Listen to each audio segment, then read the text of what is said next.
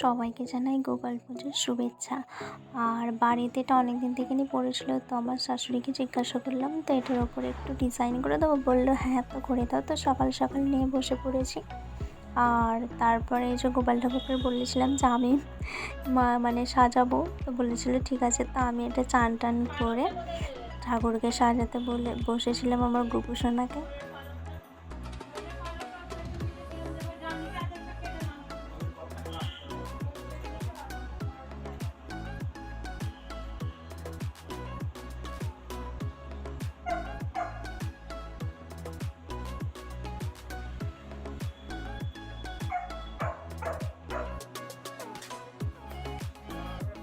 তো তারপরে মা আর আমি মিলে আনাজ কাটতে, মাই আনাজগুলো ধুয়ে দিচ্ছিলো আর আমি বলেছিলাম আমি কাটবো। তো আমি এখানে বসে বসে, মা সব ধুয়ে দিচ্ছিলো আর আমি এখানে বসে বসে দেখছিলাম। আর মায়ের ধোয়া হয়ে যাবার পরেই আমি কাটতে বসে গিয়েছিলাম। আর তোমাদের কার কার বাড়িতে গোপু সোনার পুজো হয় তো আমাকে অবশ্যই একটা কমেন্ট করে জানিও। আর পুরো ভিডিওটা তোমরা দেখার অনুরোধ রইল।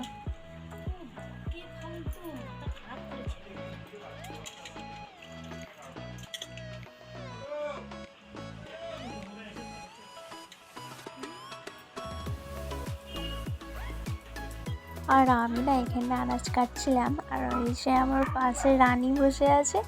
রানী খালি বসে বসে দেখছে। দেখো,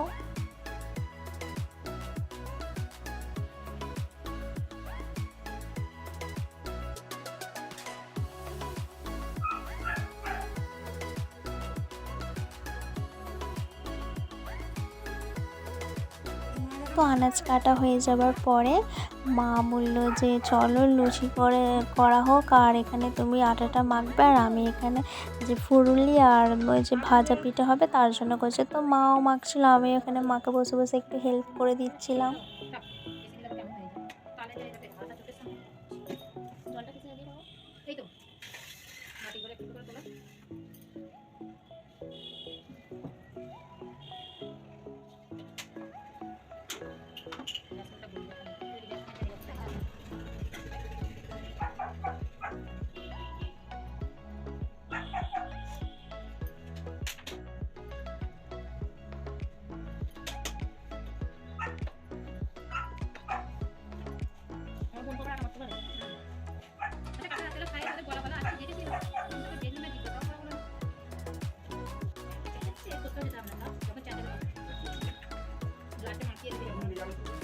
যখন নামবে দুটো মাখিয়ে দিলে হয়ে যাবে। ফ্রিজে তরকারি আছে, তরকারিটা কেউ খাই না, কালকে কখন খেলো খাওয়ার হলো, খাওয়াটা কখন ভালো থাকতে হবে। হ্যাঁ, ওখানে ঝাল লাগে, সব কিছু খালি ঝাল। ওই জন্যই বলি যে লঙ্কা ফঙ্কা করতে হবে না, টানলে সেই তো ঝাল ঝাল গান গাইবে বলো।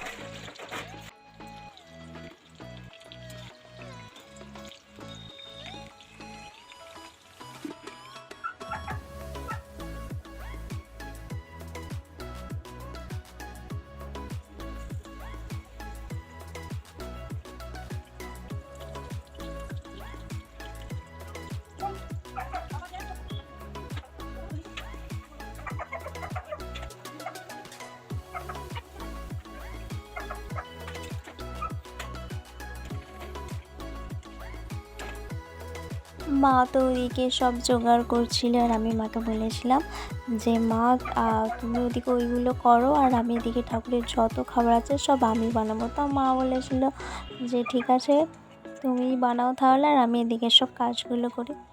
তো সেরকম পারি না, তো কীরকম হয়েছে তোমরা অবশ্যই দেখে আমাকে একটা কমেন্ট করে বলো। আর সব কিছু হয়ে যাবার পরে অনেকক্ষণ থেকে বসে থাকার পরে আর ঠাকুর মশাই এসে হাজির হলেন।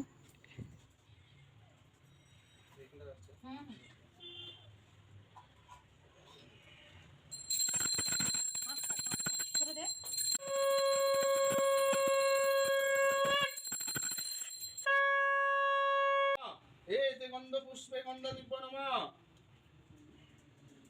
এই দেখুন পুষ্পে দলতুবদশী বিষ্ণু নারায়ণায় নমঃ সম্প্রদানায় ব্রহ্মণায় নমঃ। ওম পুষ্পে পুষ্পে মহা পুষ্পে সুপুষ্পে পুষ্প সম্ভবে পুষ্প চয় বকিনং পর স্বাহা। এসো অন্তর সপ্তাহে কমল আসনায় নমঃ। এই দেবন্ত পুষ্পে দলতুবদশী বিষ্ণু নারায়ণায় নমঃ এত সম্প্রদানায় ব্রহ্মণায় নমঃ। পূজিত ধূপ বিষ্ণু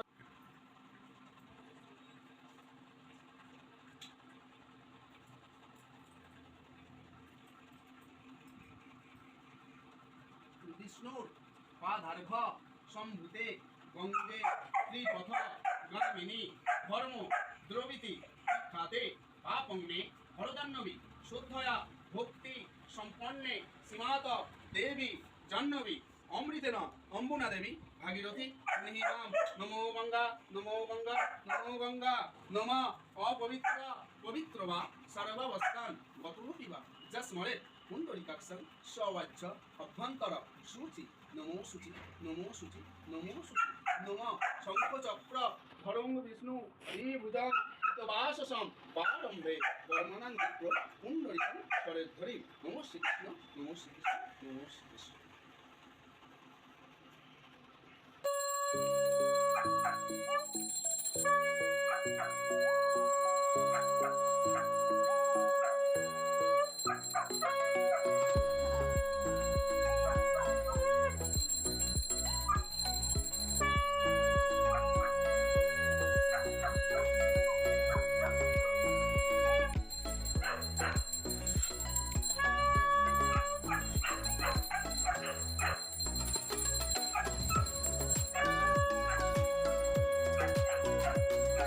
আর এই যে এখানে সবাইকে প্রদীপের তাপ দিচ্ছিলাম।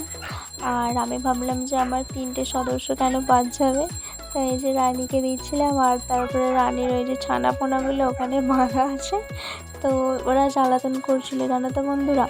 মানে ওরা এলেই সব আর কি খেয়ে নেবে, নাহলে সব কিছু ফেলে দেবে। আর ওর মাটা খুব ভালো, মা এক জায়গাতেই বসে থাকে, ওই যে বড়টা যাকে দেখালাম। আর এরাই দেখো বন্ধুরা করছে, ওই জন্য ওদেরকে এই ঘরে বেঁধে রাখা হয়েছে।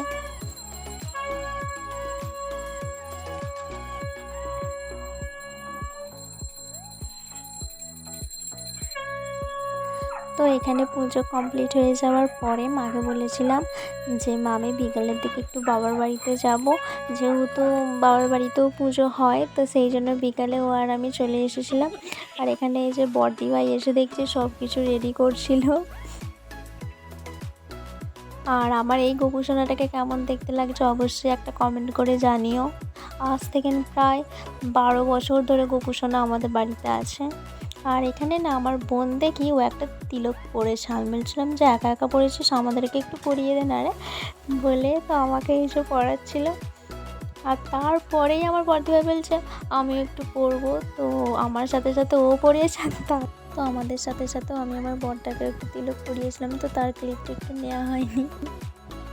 আমরা যে যার ব্যস্ত ছিলাম। আর এখানে মাম্মাম ওর বাবার ফোন নিয়ে ব্যস্ত, তো মাম্মামকে আশা করি তোমাদের চেনাতে হবে না, কারণ ওর ভিডিও আমি প্রায় সময় পোস্ট করে থাকি। আর এটা হচ্ছে আমার মেজদি ভাইয়ের ছেলে। আর ওকে না একটা ফোন দিয়ে দিলে ব্যাস, আর ওর কিছু চাই না। ও খুব ভালো ছেলে, ওকে এক জায়গাতেই বসিয়ে রাখলে এক জায়গাতেই মানে বসে থাকে, যদি ফোন থাকে তবেই ও বসে থাকে, না হলে আর বসবেই না সেই জায়গাতে। তো এখানে পুজো হচ্ছিলো, ওই জন্য কি করেছি আমি ফোন দিয়ে ওকে বসিয়ে রেখে দিয়েছি যাতে না দুষ্টুমি করে।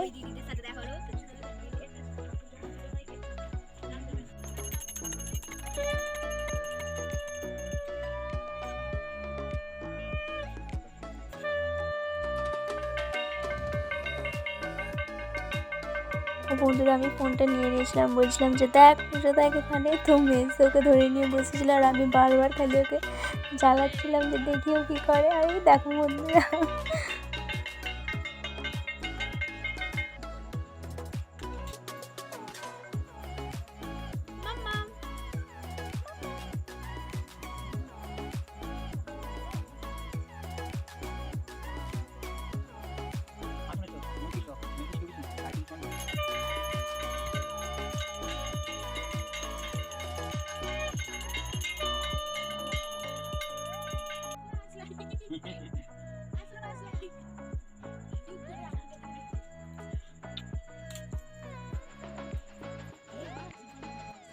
ওদের ছেলেটা বড়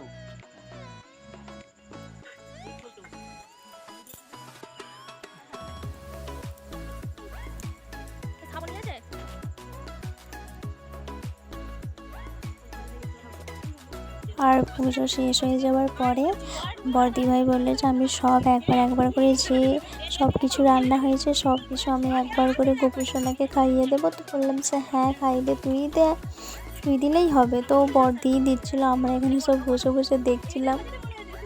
আর তোমরা এখানে যাদের কথা শুনতে পাচ্ছ তারা হচ্ছে আমাদের এখানে একটা কাকিমা, মানে এখানে ভাড়া থাকতো, এখন অন্য জায়গাতে চলে গেছে। তো তার একটা মেয়ে আছে, সেই আর কি আমাকে না প্রচুর বিরক্ত করতো যখন ছোট ছিল। তো আমি তখন ওকে মারতাম, সেটাই এখন ও বলছে বড় হয়ে যেতে।